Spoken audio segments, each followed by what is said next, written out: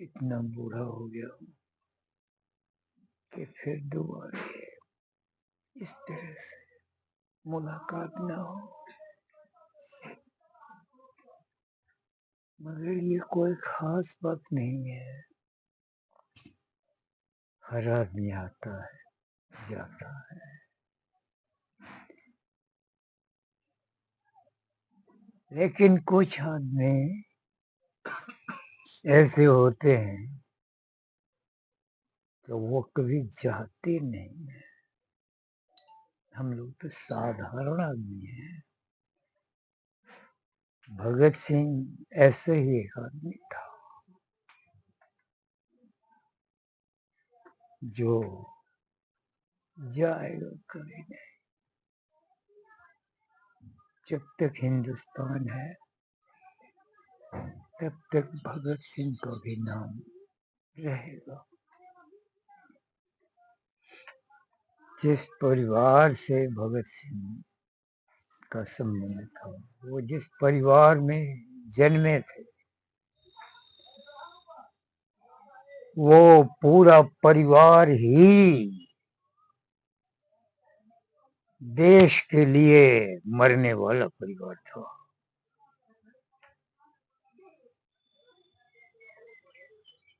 इनका यज्ञोपवीत हो रहा था भगत सिंह का। ये दो भाई थे, जगत सिंह और भगत सिंह। इन दोनों भाइयों का एक साथ यज्ञोपवीत हो रहा था। यज्ञोपवीत एक ऐसा आयोजन होता है, तुम लोग जानते होंगे, उसमें पहनाया जाता है, जनेऊ पहनाया जाता है। इनके दादा थे अर्जुन सिंह। यज्ञोपवीत की अग्नि जल रही थी, हवन हो रहा था। उसी समय इनके दादा ने, इन्हें महान पुरुष अर्जुन सिंह ने अपने दोनों पोतों को, जगत सिंह और भगत सिंह को, अपनी दोनों बाहों में समेट कर, बहुत बड़ा आयोजन था, ढेर लोग थे। ढेर लोग इसलिए थे कि भगत सिंह को बचपन से ही लोग असीम प्यार करते थे। पूरा गांव दोनों पोतों को अर्जुन सिंह ने समेट कर कहा कि मैं इन दोनों पोतों को, अपने इन दोनों पोतों को देश के लिए अर्पित करता हूँ। दुर्भाग्य से जगत सिंह अधिक दिन जिंदा नहीं रहे। बच गए भगत सिंह, और भगत सिंह ने वो कर दिखाया जिसका सपना उनके दादा ने देखा था। हमारे देश का जो इतिहास है, उस इतिहास में जहां तक मैं जानता हूँ, इतना बड़ा देशभक्त परिवार कहीं नहीं दिखाई पड़ता है। इनके चाचा थे अजीत सिंह, इनके पिता थे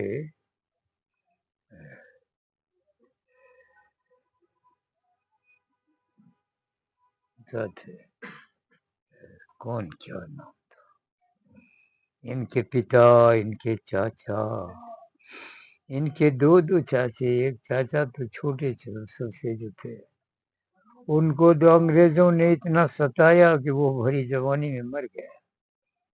उनको छोड़ा गया, वो थोड़े दिनों के लिए घर भी आए। घर में वो इतनी इतनी पीड़ा उनको दी गई, इतनी यातना दी गई कि उस यातना को उनका शरीर बर्दाश्त नहीं कर सका, चले गए।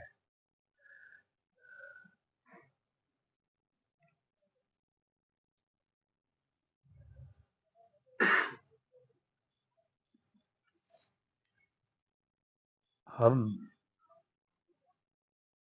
आज इनका इनका शहीदी शहादत दिवस मना रहे।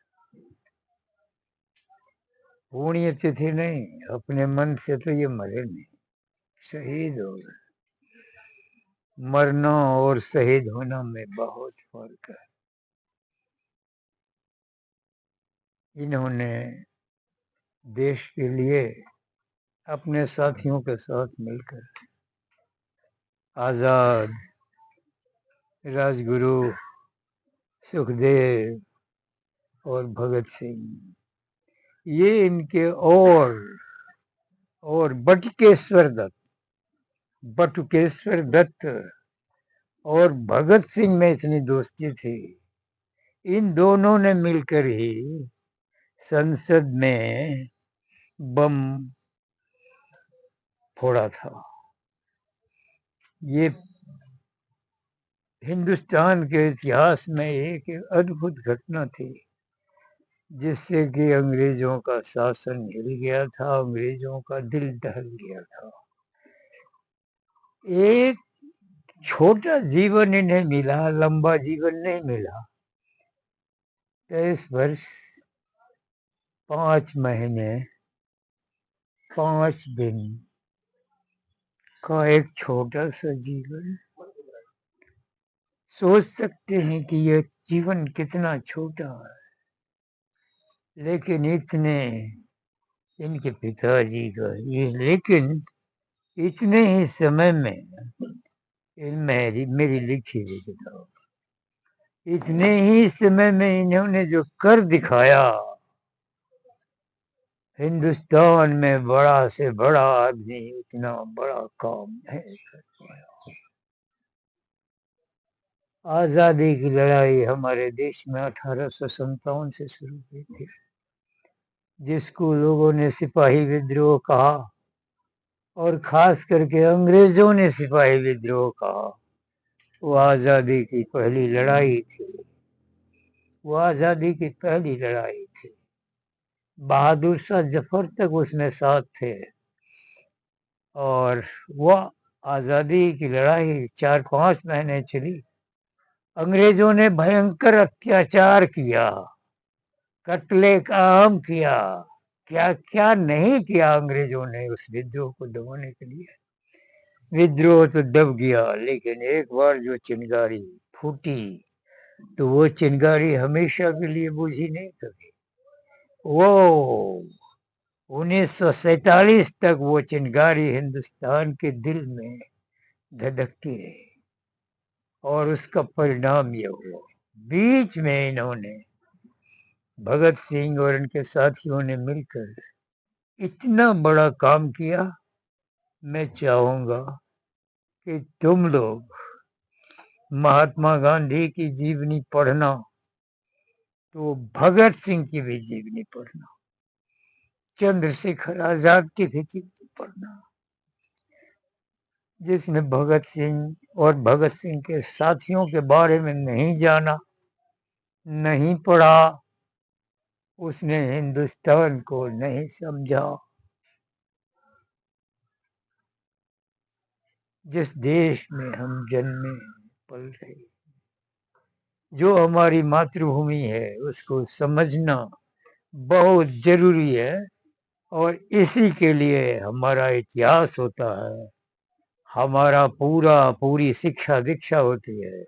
सब कुछ के केंद्र में हमारी मातृभूमि है। आखिर हम आज क्यों इनका इतने दिनों से इतनी श्रद्धा के साथ आंखों में आंसू भरकर क्यों इनकी याद करते हैं, क्यों इनकी पूजा करते हैं, क्यों इनको पुष्टि अंजलि देते हैं। यह क्यों इसलिए है कि हर किसी के भीतर भगत सिंह है। तुम लोग जितने आदमी उपस्थित हो, सबके दिल में एक भगत सिंह है। क्या तुम चाहते हो कि यह देश इसी तरह से भ्रष्टाचार से ग्रस्त रहे? क्या तुम चाहते हो कि जो लोग हल चलाकर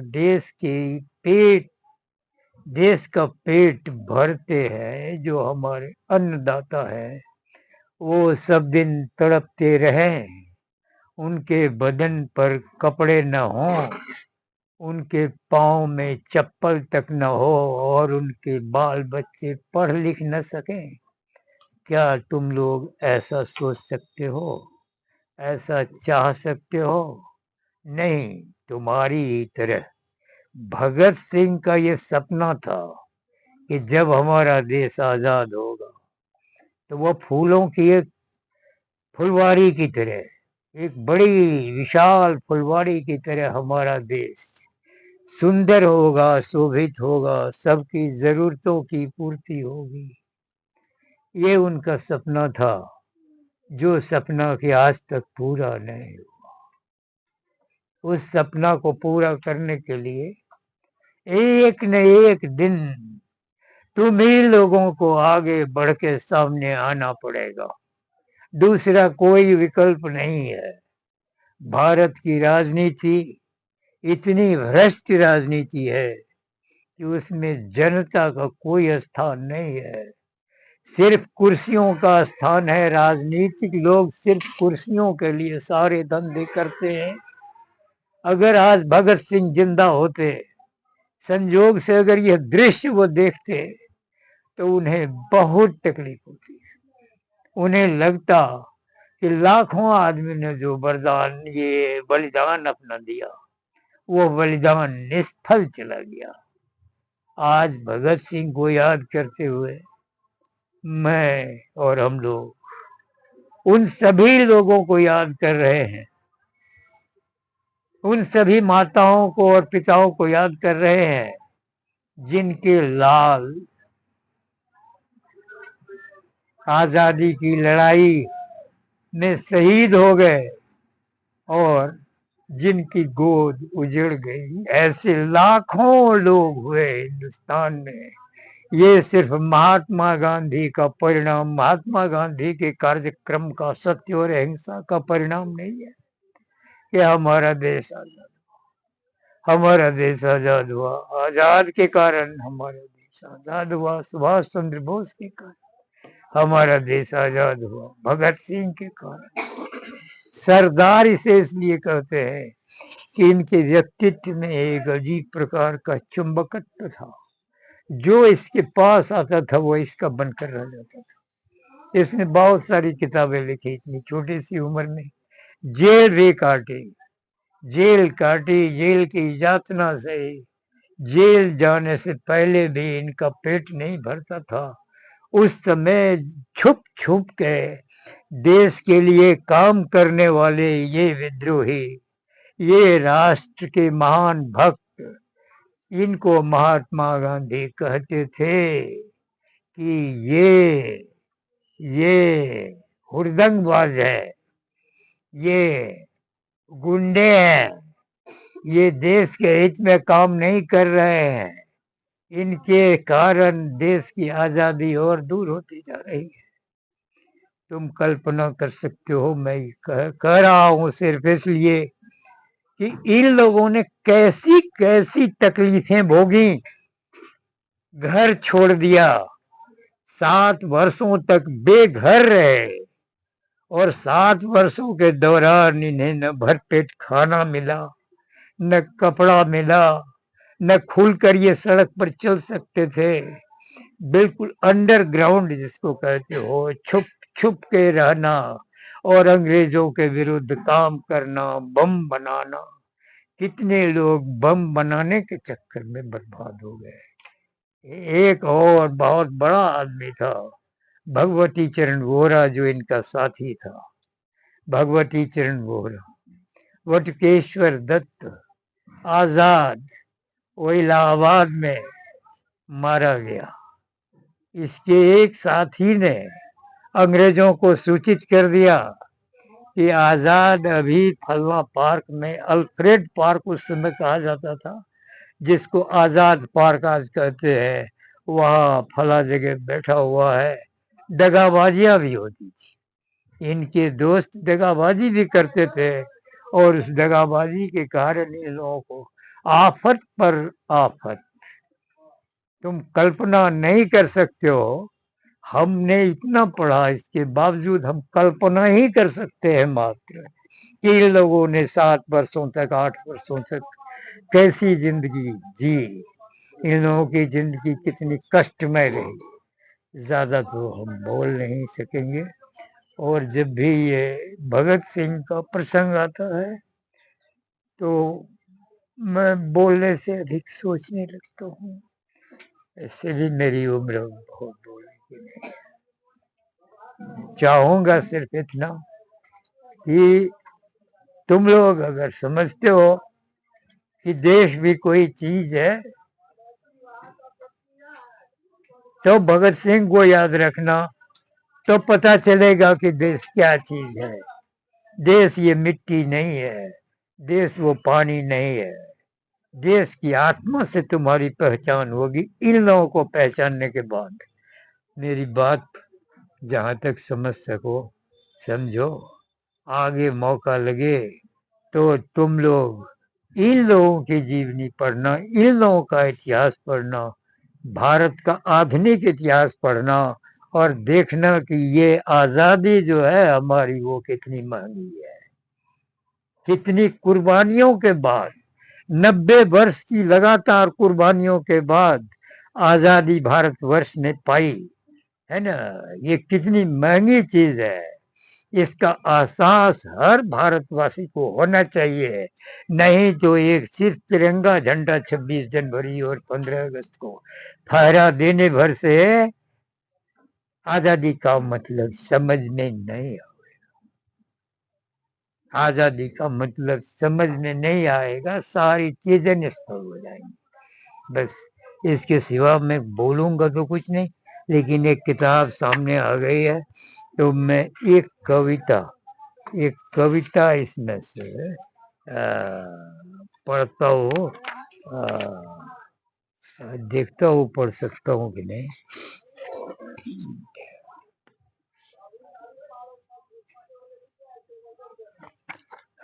जो सामने आ गया,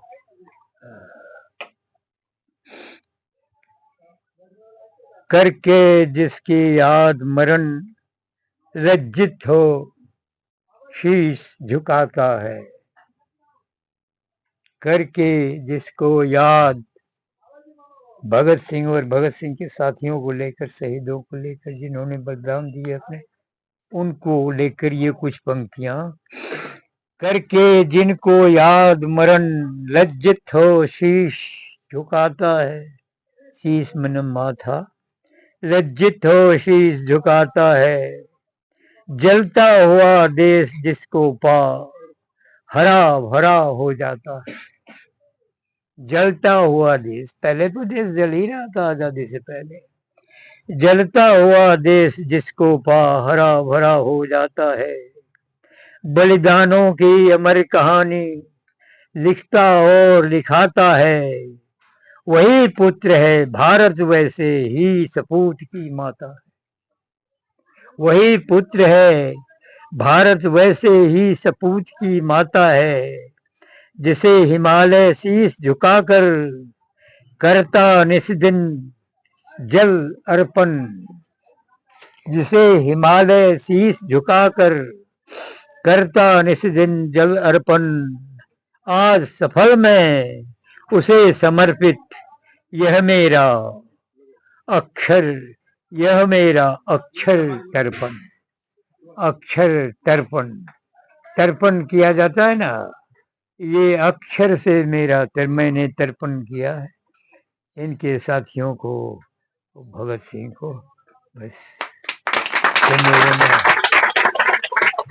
तुम लोगों को अपनी बात सुनाकर मुझे अच्छा लगा। कुछ लोग होते हैं जिनसे आदमी को जीवन भर दोस्ती करनी चाहिए।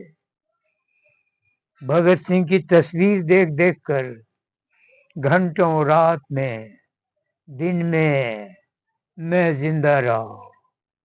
अगर मैं अभी तक जिंदा हूं तो ये भगत सिंह का एहसान मुझ पर है। ये भगत सिंह का एहसान मुझ पर है। भगत सिंह को मैं व्यक्ति के रूप में नहीं, एक शक्ति के रूप में हमेशा महसूस करता रहा। चाहूंगा कि तुम लोग भगत सिंह को समझो, भगत सिंह के सपनों को साकार करने में योगदान करो। तभी ये पढ़ना, ये जीवन सार्थक है, अन्यथा कुछ भी नहीं है।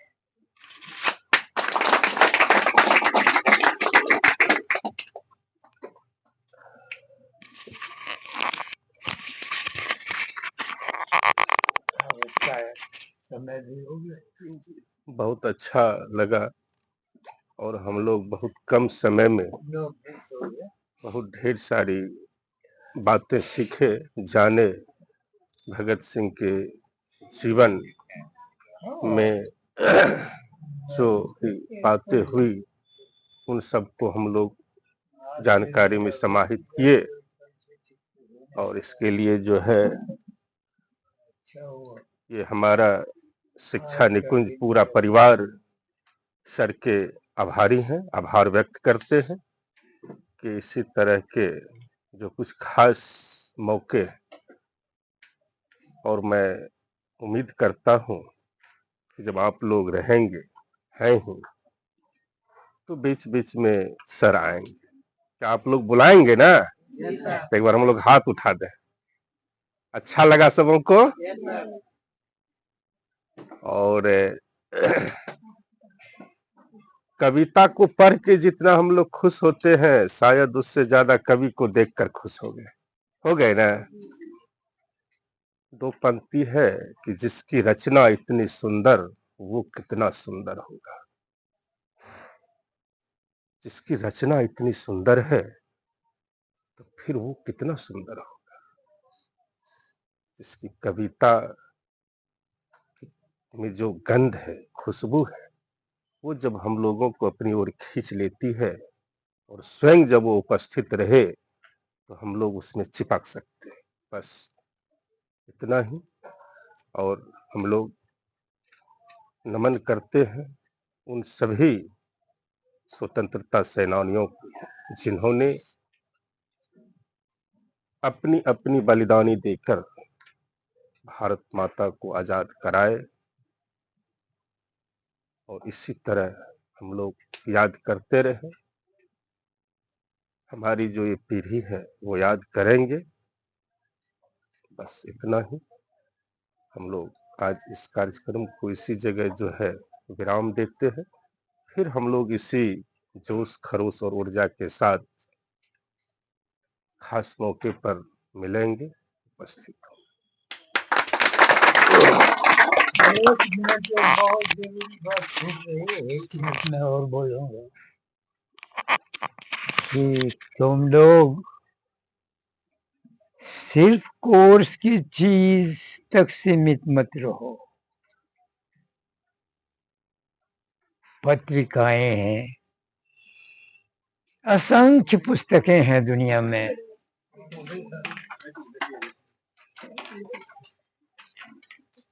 असंख्य पुस्तकें हैं दुनिया में। थोड़ा उन किताबों को भी उल्टो पुल्टो, सिर्फ कोर्स तक सीमित नहीं रहो। मैं अपने अनुभव से जानता हूं, मैं जब छठी श्रेणी का छात्र था,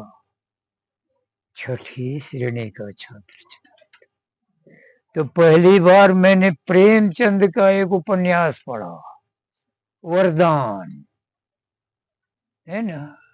उस समय मैं छठी श्रेणी का विद्यार्थी था। उसके बाद कोर्स रहा मेरे साथ, लेकिन मेरा पढ़ना लिखना कोर्स से बाहर बहुत हुआ। कोर्स से बाहर जब तुम निकलते हो तब खुली हवा में सांस लेते हो और जब खुली हवा में सांस लोगे तब तुम्हारा स्वास्थ्य अच्छा रहेगा, समझे ना। वो बहुत बड़ी चीज है। पत्रिकाएं जो भी मिले, है ना, पुस्तकें जो तुम्हारी समझ में आवे, उन चीजों से सरोकार बनाओ, तब पता चलेगा कि इसका लाभ क्या है। बस ठीक है, खत्म हुई कार्यक्रम, खत्म हुआ, मेरी बात खत्म हुई। बोलेगा। अच्छा, अच्छा, अब हम लोग चाहेंगे कि प्रीतम, हाँ 2 मिनट बोलो, ये भी 2 मिनट, 2-4 मिनट बोलो। इसको बंद कर दो, बंद कर दो, आवाज कर दो। हाँ इसको बंद कर, जिसकी जरूरत नहीं बोलो।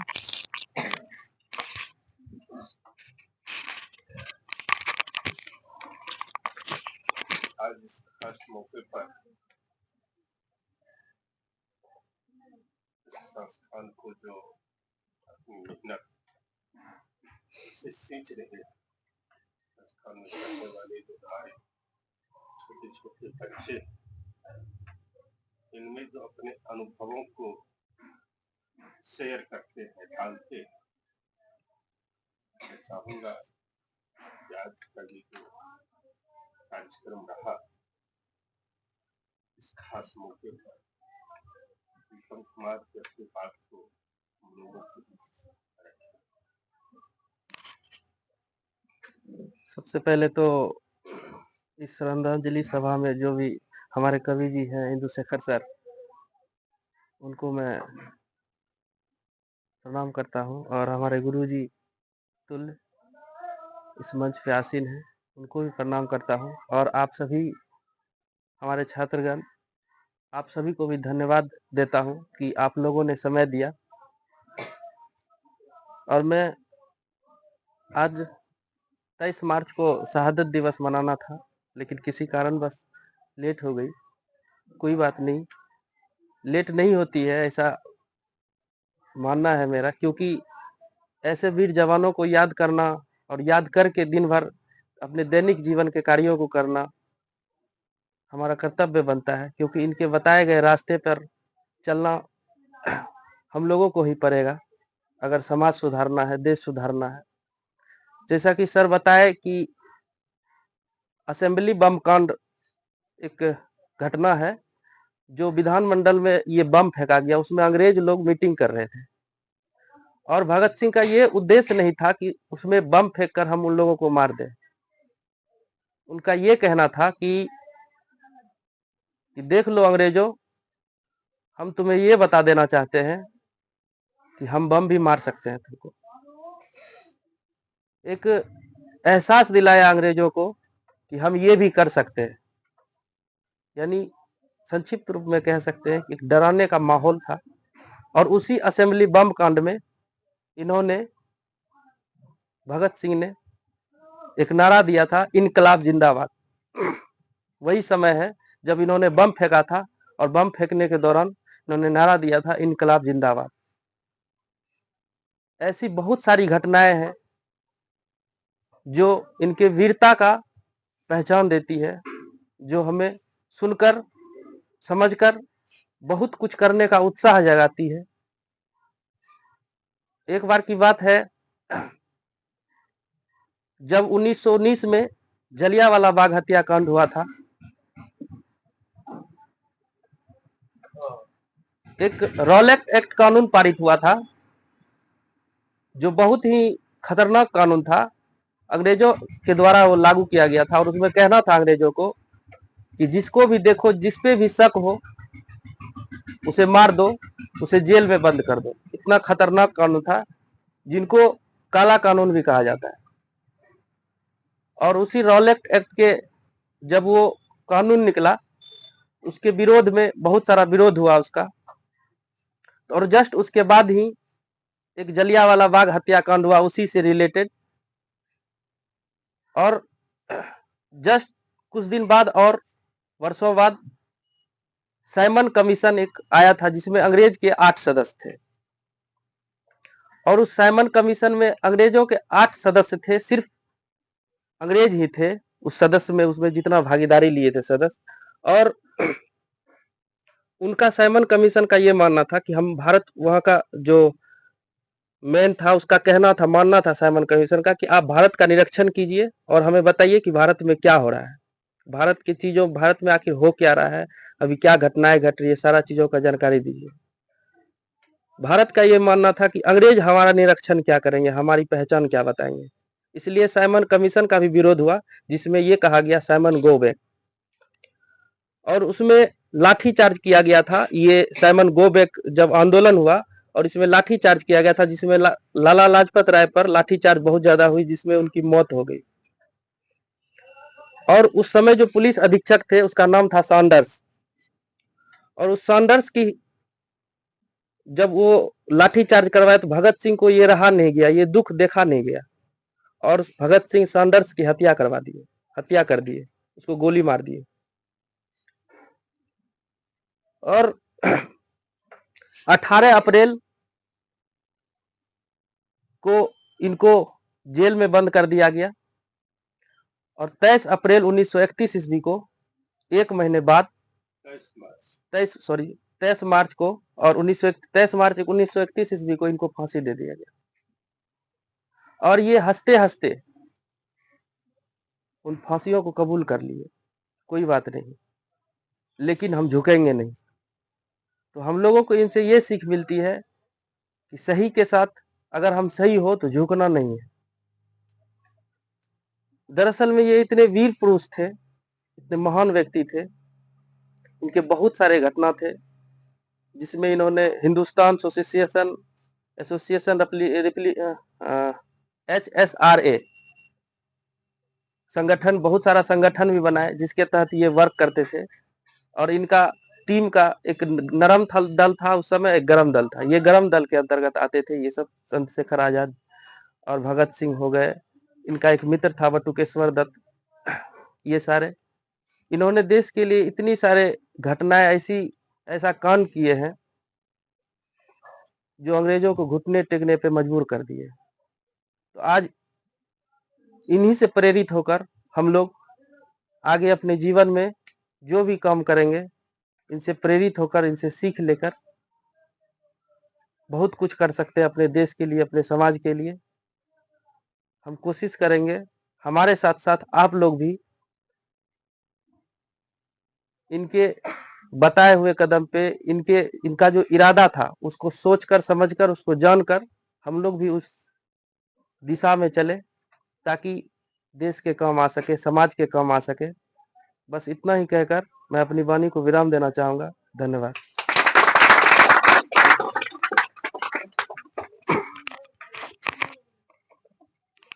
बहुत धन्यवाद। जब हम लोग